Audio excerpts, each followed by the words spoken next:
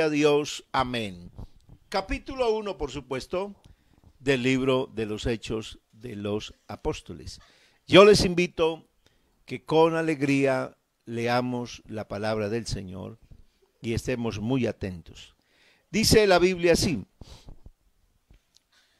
versículo número 1.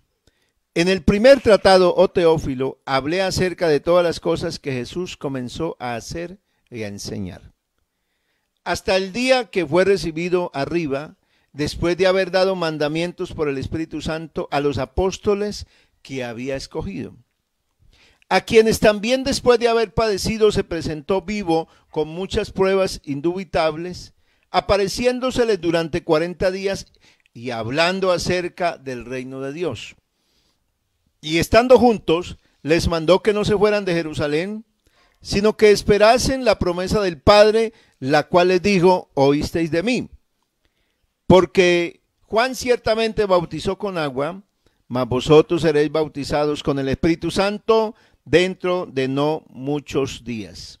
Entonces, los que se habían reunido preguntaron, diciendo, Señor, ¿restaurarás el reino a Israel en este tiempo? Y les dijo, no os toca a vosotros saber los tiempos o las sazones que el Padre puso en su sola potestad, pero recibiréis poder cuando haya venido sobre vosotros el Espíritu Santo, y me seréis testigos en Jerusalén, en toda Judea, en Samaria y hasta lo último de la tierra. Y habiendo dicho estas cosas, viéndolo ellos fue alzado y fue recibido, y le recibió una nube que le ocultó de sus ojos. Y estando ellos con los ojos puestos en el cielo, entre tanto que él se iba, he aquí se pusieron junto a ellos dos varones con vestiduras blancas, los cuales también les dijeron, varones galileos, ¿por qué estáis mirando al cielo? Este mismo Jesús, que ha sido tomado de vosotros al cielo, así vendrá como le habéis visto ir al cielo. Amén. Gloria a Dios. Bueno, el libro de los Hechos de los Apóstoles, pues es para la iglesia uno de los libros favoritos. Es para el cristianismo el espejo de donde la primera iglesia, la iglesia primitiva o la iglesia apostólica, da sus primeros pasos. Es el comienzo. Ahí está, por eso es la historia, por eso la historia o los hechos.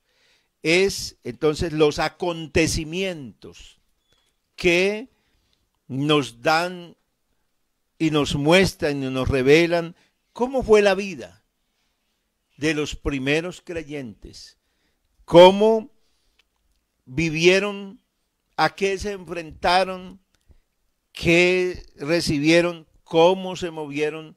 Todo está registrado en este libro.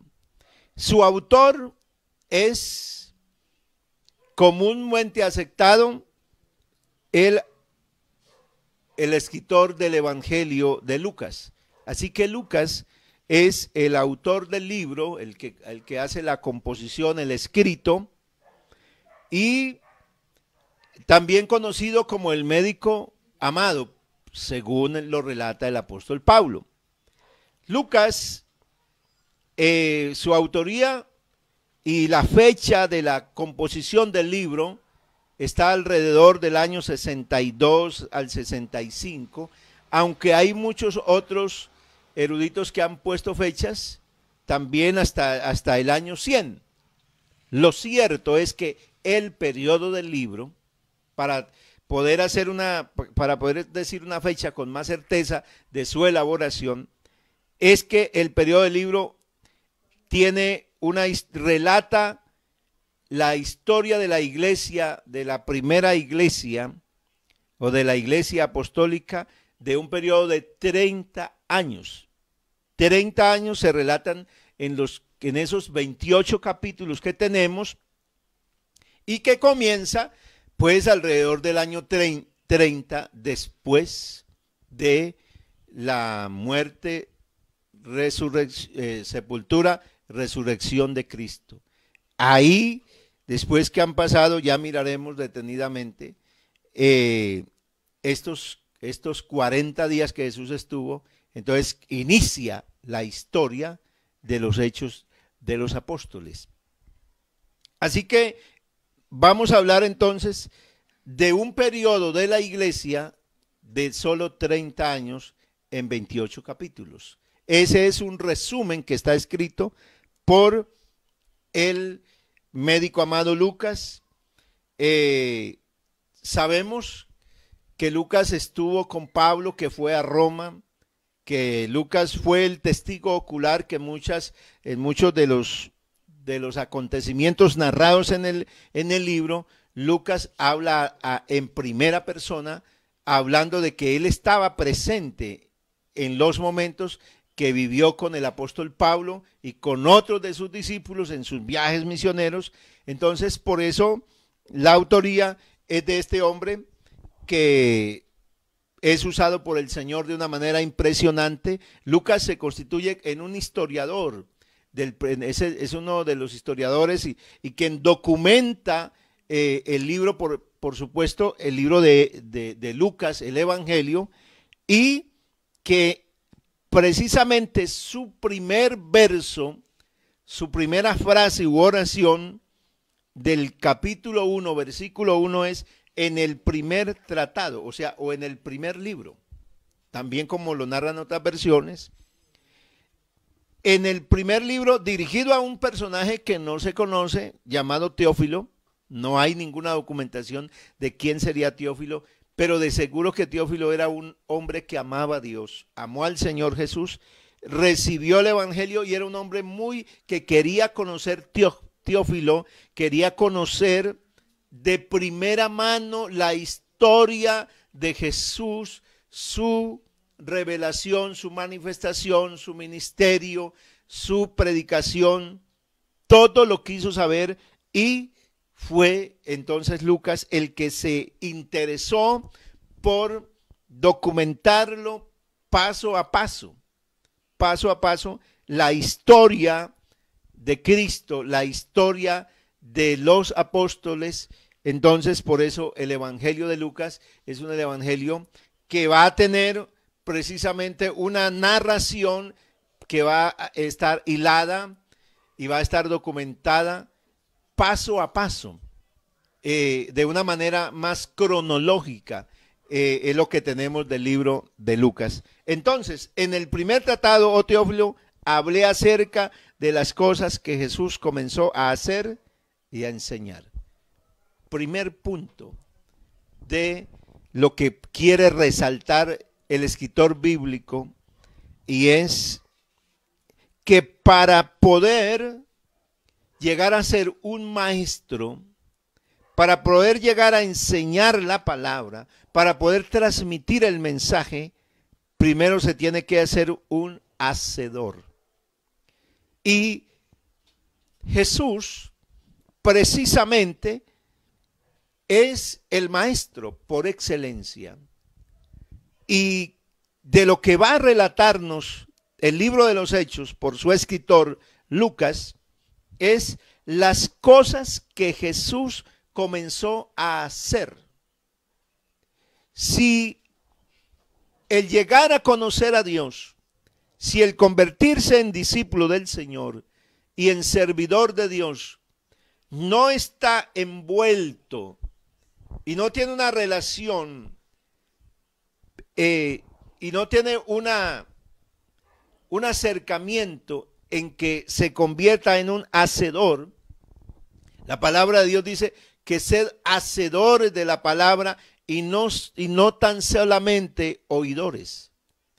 O sea que no se trata solamente de oír lo que dice la Biblia, o de saber o de conocimiento, sino de práctica. Cuando hablamos de hacer, estamos hablando de la práctica. Y cuando hablamos de práctica, entonces estamos hablando de una conducta. Y cuando hablamos de práctica y de conducta, estamos hablando de un hábito que yo ya tengo, de una manera de ser. Porque una persona que empieza a oír el evangelio va a adquirir una práctica, una conducta, y eso va a ser su estado, su ser.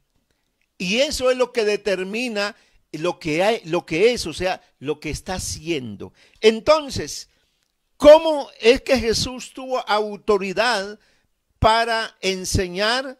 ¿Cómo fue que Jesús tuvo autoridad para preparar a una cantidad de hombres? Por las cosas que él hizo. Jesús comenzó a hacer y luego enseñar. Ese primer verso se tiene que leer con cuidado al leer los Hechos de los Apóstoles. Y es que el que va y quiere ser discípulo del Señor debe tener cuidado, debe apersonarse, que el Señor quiere gente hacedor de la palabra. O sea, Dios no quiere tanta gente maestro de la palabra como tal. A Dios no lo impacta la gente que sepa tanto de Biblia.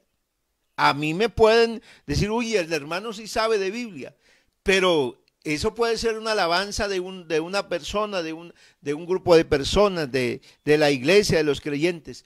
Pero para Dios no le interesa mucho, no es lo principal, no es lo primordial ni prioritario que una persona sepa, que tenga conocimiento. Para Dios lo grande es que sea alguien hacedor de la palabra, de lo que Él ha dicho. ¿Por qué?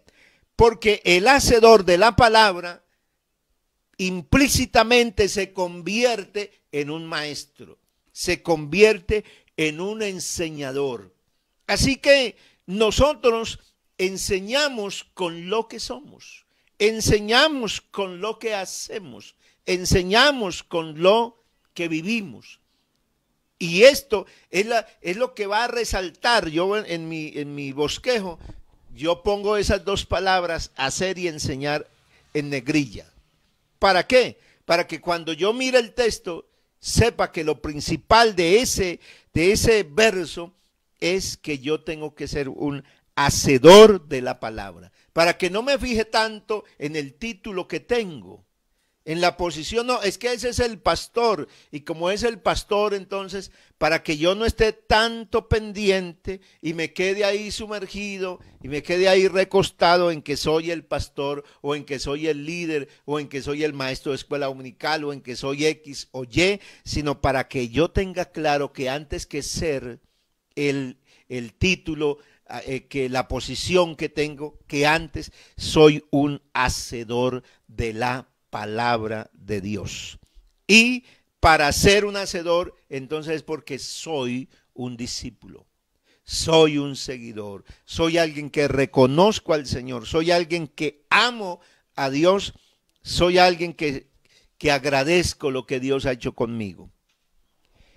Y terminando el verso, entonces dice Lucas, hasta el día, el periodo que está determinado, que le va a hablar a Teófilo, dice, voy a hablarle de las cosas. En el primer tratado yo hablé de qué, te hablé de las cosas que Jesús comenzó a hacer y a enseñar hasta el día en que Jesús fue recibido arriba. Quiere decir que el primer capítulo de los Hechos de los Apóstoles, escúcheme bien, es una introducción al libro. Este primer capítulo, por supuesto, es una introducción a todo el libro, pero como tal los hechos de los apóstoles, o sea, los hechos de los discípulos de Jesús, no comenzaron explícitamente en el capítulo 1. Los hechos comenzaron en el capítulo 2. ¿Por qué? Porque en el capítulo 2 es la manifestación del Espíritu Santo. Y con la manifestación del Espíritu Santo, entonces es que empieza la obra de los apóstoles, es que se registra como tal lo que hicieron ellos, cómo Dios los usó, y toda la vida de esos primeros creyentes se registra entonces desde el capítulo 2. Así que ese capítulo 1, ¿qué es? Hay un eslabón entre los evangelios y el libro de los Hechos. O sea, ahí está el eslabón que se necesitaba para unir lo que pasó entre los evangelios, la historia de Jesús y lo que va a comenzar como la historia de la iglesia. Los evangelios es la historia de Jesús estableciendo el reino en un grupo de personas no grande, un grupo pequeño, llamados discípulos, de entre los cuales Jesús escoge a los 12, a los cuales llama apóstoles o enviados o mensajeros. Estos 12 que son preparados por Jesús para cumplir esta misión, entonces se va a ver la misión de ellos, lo que van a hacer, sus hechos, su ministerio, se va a ver reflejado en Hechos a partir del capítulo número 2. Entonces, así que finalizando el evangelio o los evangelios, encontramos este primer capítulo que nos va a unir el evangelio de Jesús como tal con el ministerio de los apóstoles, para que pues podamos tener como un poquito más de contexto dentro de lo que es el libro, porque vamos a estudiar el libro completo. Si Dios nos lo permite, vamos a ir hasta donde Dios nos permita con el libro. Entonces, le está diciendo Lucas que la historia la narró en su evangelio desde que comenzó Jesús hasta que fue recibido arriba. O sea, desde el día en que comenzó la predicación de Juan el Bautista que anunció a Jesús y el primer mensaje de Jesús hasta el día en que fue recibido, es lo que escribe en su evangelio. Pero ahora va a retomar la historia y entonces quiere resaltar hasta el día que fue recibido arriba, después de haber dado mandamientos por el Espíritu Santo a los apóstoles que había escogido. Quiero resaltar precisamente que lo que Jesús habló y le dio a los apóstoles fue ¿qué? Mandamientos. O sea que los apóstoles recibieron un mandato para predicar, para enseñar, y ese mandato que recibieron del Señor fue por el Espíritu Santo. O sea que lo que el Señor les dio fue mensaje del Espíritu Santo. Jesús, que también dice el escritor Pablo en su carta a los Corintios, porque el Señor es el Espíritu y donde está el Espíritu del Señor, allí hay libertad. Entonces nos está diciendo que lo que recibieron los apóstoles fue mandamientos del Espíritu Santo en boca del Señor Jesús. ¿Para quiénes? Para los que Jesús escogió. Él escogió puntualmente.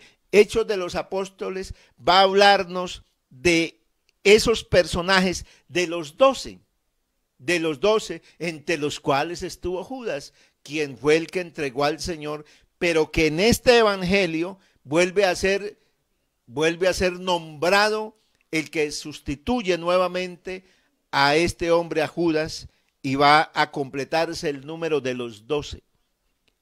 Por esta razón, es importantísimo saber que el libro de los Hechos de los Apóstoles es el registro de esos primeros 30 años de la iglesia del Señor, pero que lo que ellos hicieron fue basado en una enseñanza que recibieron del mismo Señor Jesús, y eso que recibieron del Señor Jesús no fue cualquier clase de mandato, fue mandamientos por el Espíritu Santo. Mandamientos por el Espíritu Santo.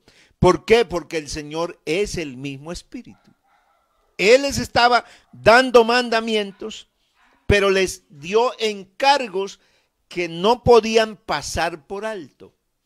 Les encargó cosas puntuales que no deberían pasar por alto. Versículo número 3.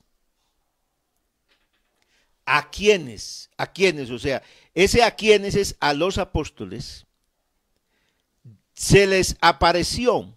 A quienes después de haber padecido, se les apareció o se les presentó vivo. Está registrando que los acontecimientos que acontecen, valga la redundancia,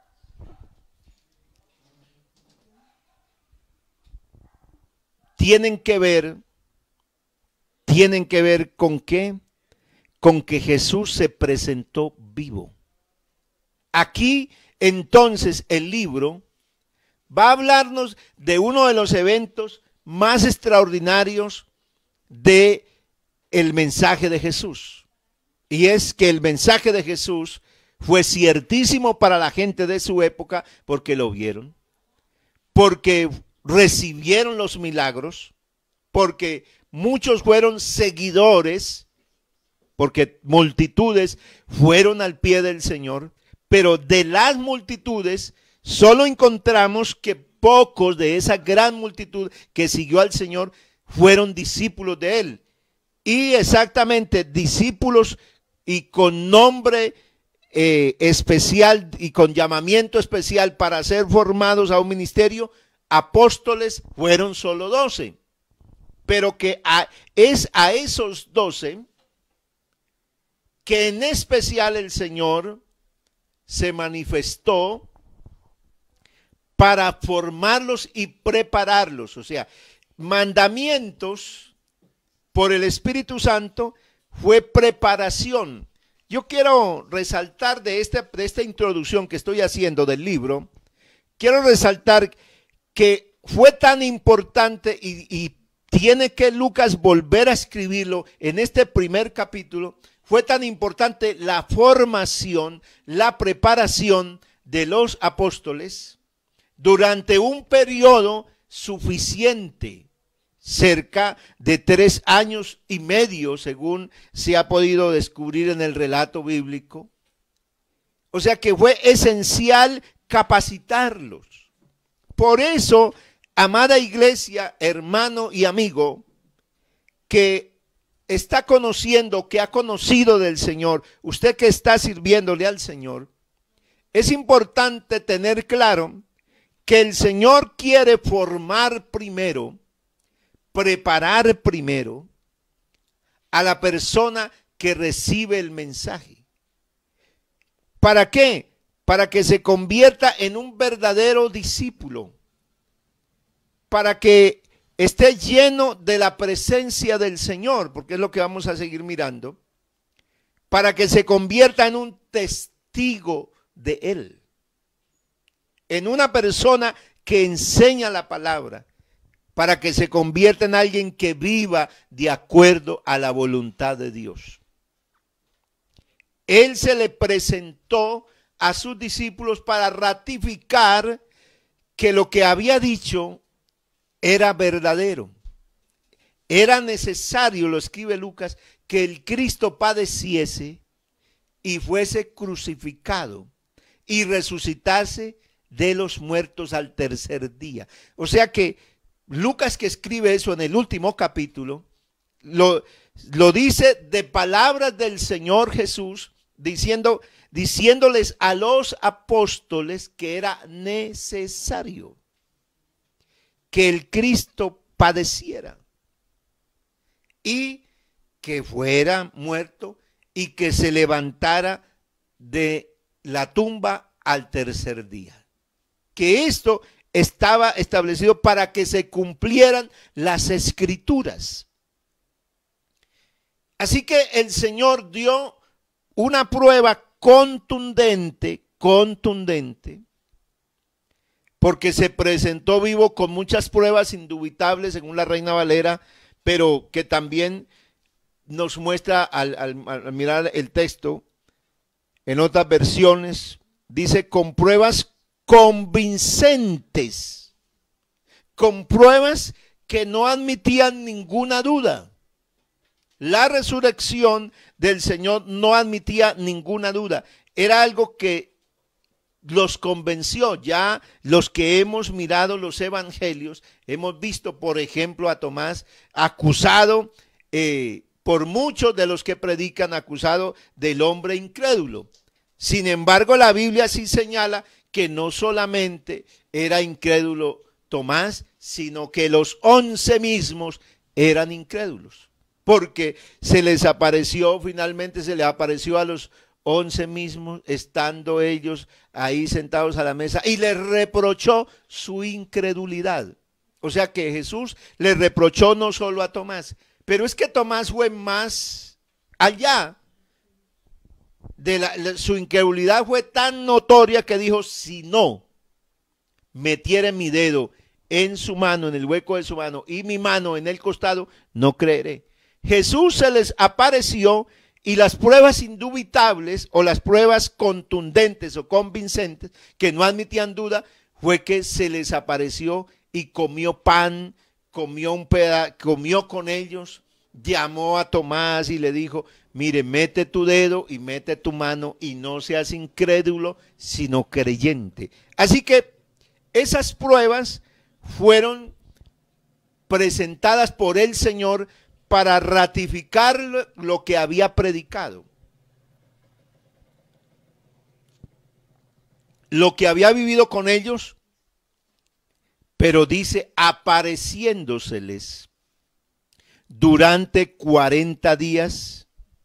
O sea que la resurrección de Jesús con los apóstoles y el haberles enseñado tuvo un tiempo de 40 días después de resucitado. Es el único registro que tenemos en la Biblia de cuánto fue el tiempo que duró Jesús después de resucitado con ellos. O sea, con los 11 discípulos, con los 11, porque ya no estaban los 12. En ese momento, la pregunta es, ¿por qué Jesús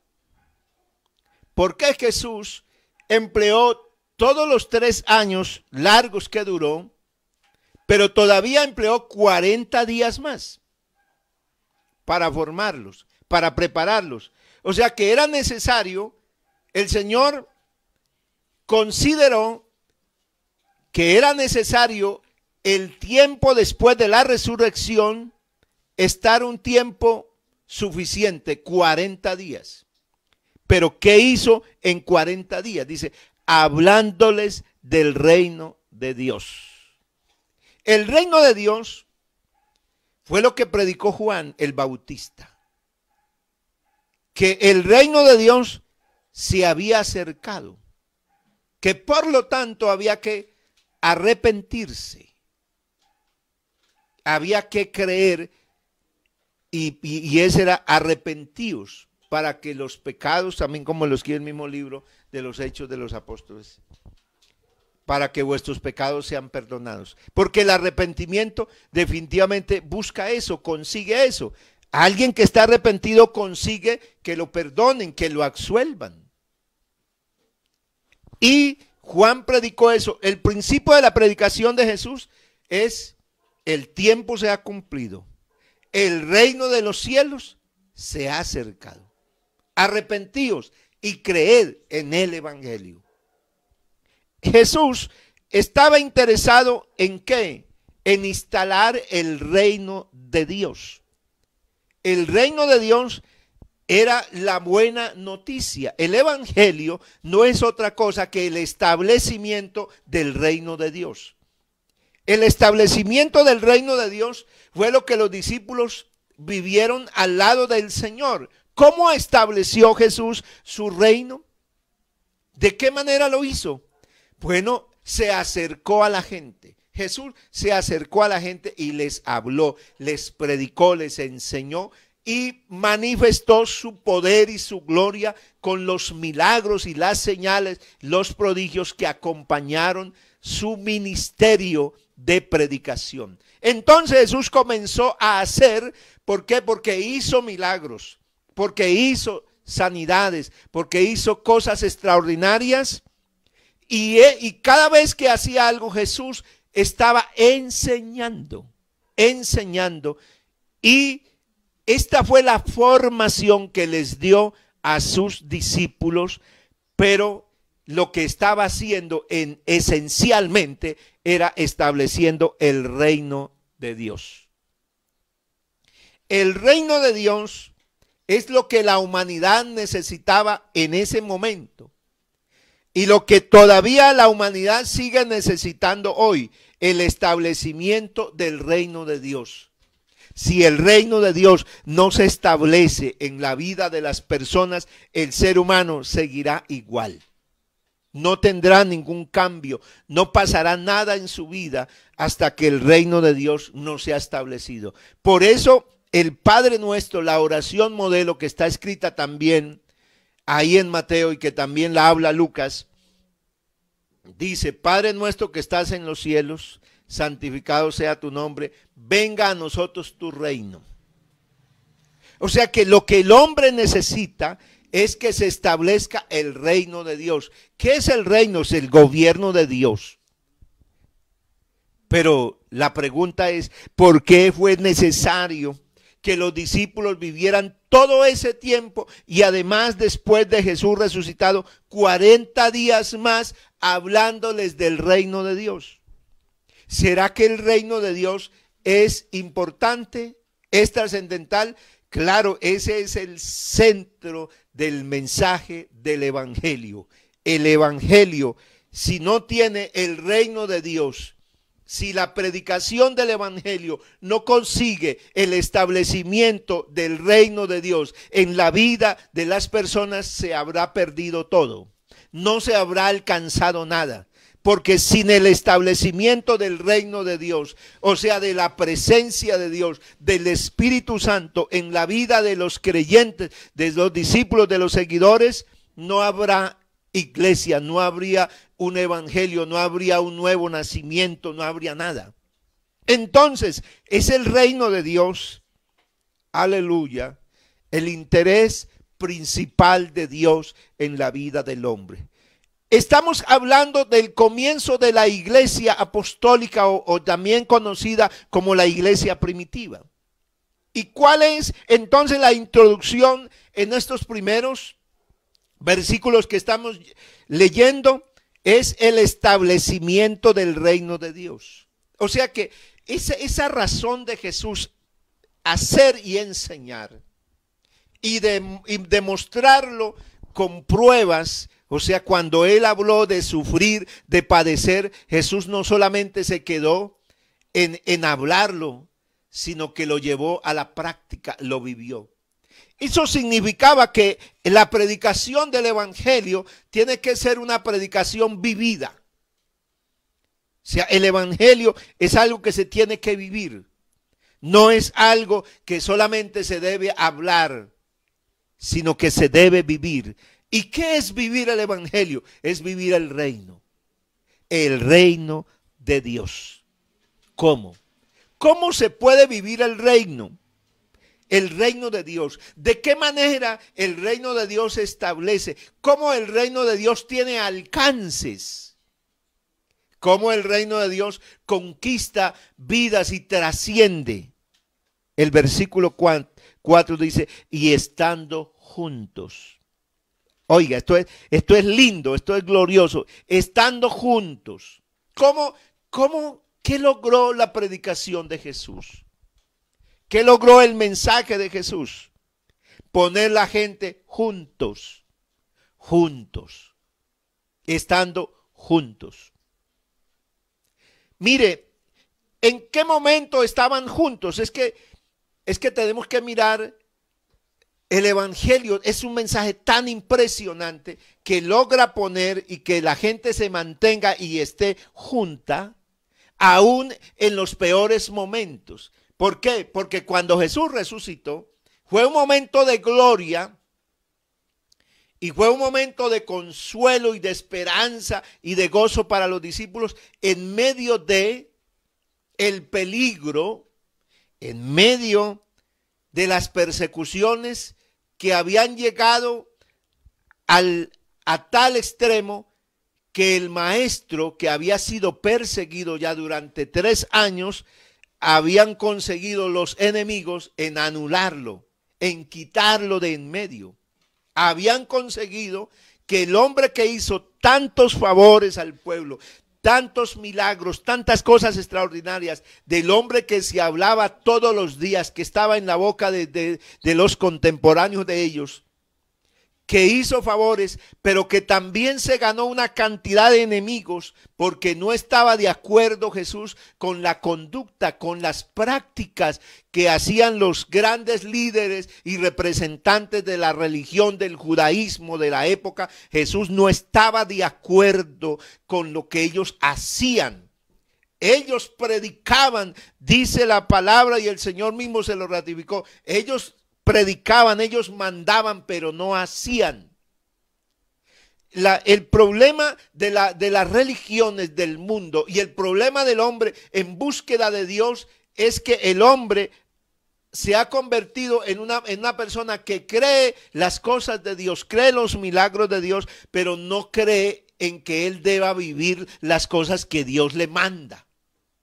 Pero el evangelio es el establecimiento del reino de Dios, como estamos hablando, por medio de los mandatos, de las normas que da no cualquiera, el Espíritu Santo. El Espíritu Santo, y logra mantenernos juntos, logra mantenernos unidos. Por eso, iglesia, si usted se logra mantener unida a Cristo, o sea, unida en membresía también, unida como hermanos, porque aunque estemos apartados por esta pandemia y todo lo que está establecido, no podemos apartarnos de lo que somos, de la esencia que tenemos.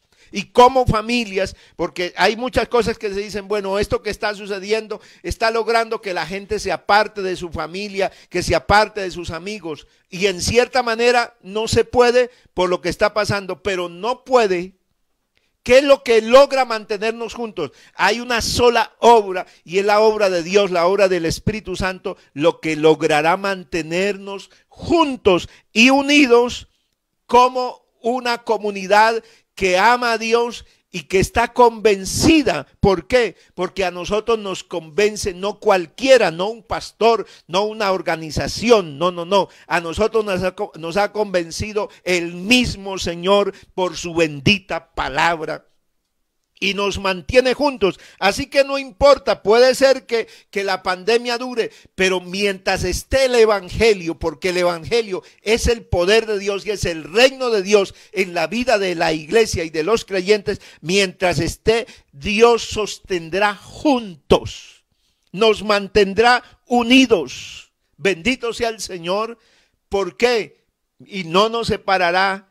Y no nos destruirá nada, porque con nosotros está el mayor, el más grande, el único que venció todas las tinieblas. Es que cuando Jesús se levantó de entre los muertos en demostración que ni la misma muerte, que era el peor enemigo que el hombre tenía, la muerte, que era lo último que acababa con la esperanza del ser humano, ni siquiera la muerte fue capaz de vencer al autor, a Jesús. ¿Por qué? Porque Jesús es el autor de la vida. No era cualquiera. La muerte se le enfrentó a Jesús y no pudo hacer nada con Jesús, porque Jesús es el autor de la vida. Por eso la muerte tuvo que arrodillarse y tuvo que quedar sometida y tuvo que quedar bajo los pies del Señor, porque el Señor venció. Esas son las pruebas indubitables del establecimiento del reino de Dios, y que aún los discípulos que estaban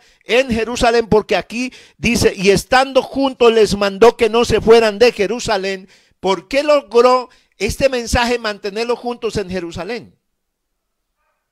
Porque el mensaje del evangelio tiene poder en medio de la situación de muerte más terrible. Si Jesús había muerto por causa de su mensaje que predicó, ¿qué le esperaría a los seguidores? ¿qué les quedaba para los seguidores? La muerte de Jesús, de una manera tan terrible, muerte de cruz, era un mensaje que el Imperio Romano enviaba a quienes se opusieran al dominio que había ya establecido el imperio en la región de Judea y en los pueblos que había alcanzado. Pero era un mensaje de los judíos. ¿Por qué? Porque la muerte de Jesús fue un pedido del pueblo, de la nación israelita, de los principales sacerdotes y ancianos y todos. Fue el pedido de ellos, de los israelitas, al Imperio Romano para que hubiera una muerte. Así que habían dos enemigos impresionantes para cualquiera que se convirtiera en seguidor de Jesús: el Imperio Romano y los mismos judíos. Habían enviado el mensaje más contundente: mira, el que se convierta en discípulo de Jesús, en seguidor de Jesús, le puede esperar una muerte como esta. ¿Quién querría morir de una manera tan horrible y terrible como era la crucifixión? Nadie. Nadie. Así que si era necesario, se huía, se apartaba, se huía.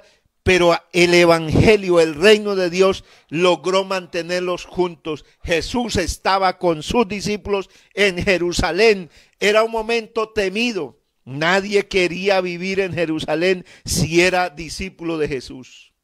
Nadie se atrevería a estarse ahí y que lo distinguieran y dijeran: mire, ese también era seguidor, ese era de ellos. Nadie se querría estar. Pero el mensaje del evangelio consiguió lo imposible. Consiguió mantenerlos juntos, y Jesús les mandó, dice la Biblia, que les mandó que no se fueran de Jerusalén. Cuando hay una situación difícil, uno normalmente quiere irse.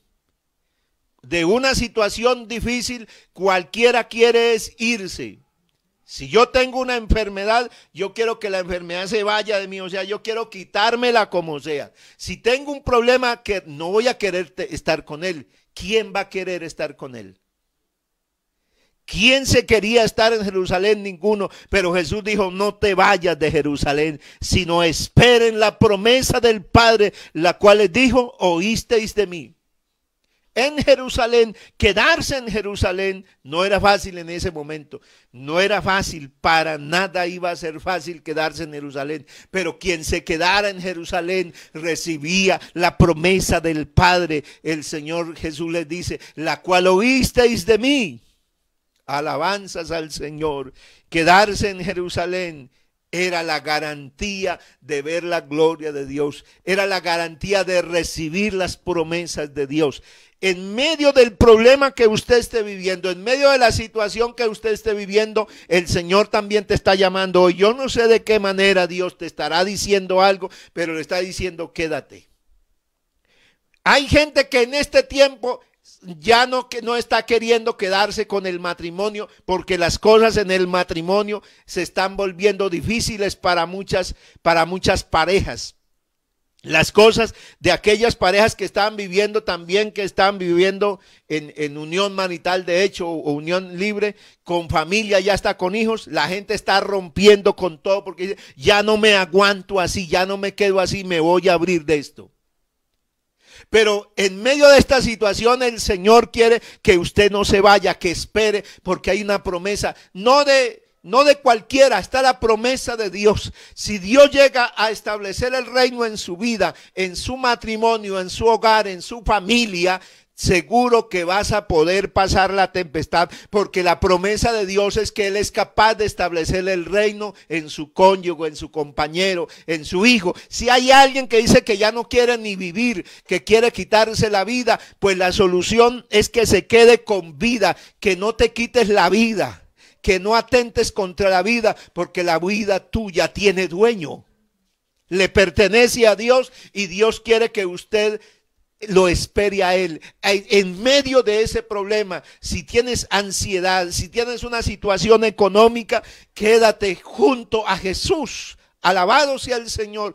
Quédate con Él, porque si te quedas con Él, recibirás la promesa del Padre. Bendito sea el Señor.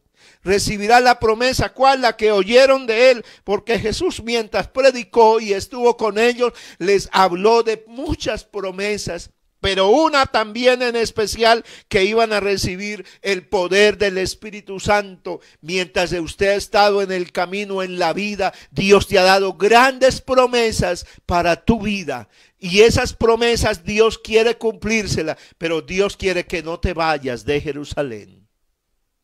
Dios quiere que no te vayas de la situación que está.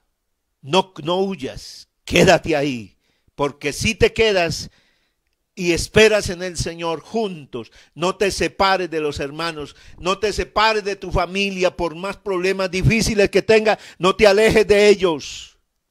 No les quites la amistad, diga, ya los voy a cortar, los bloqueé del WhatsApp, del Facebook, los bloqueé de las redes sociales, los bloqueé de mi vida. No los bloquees más.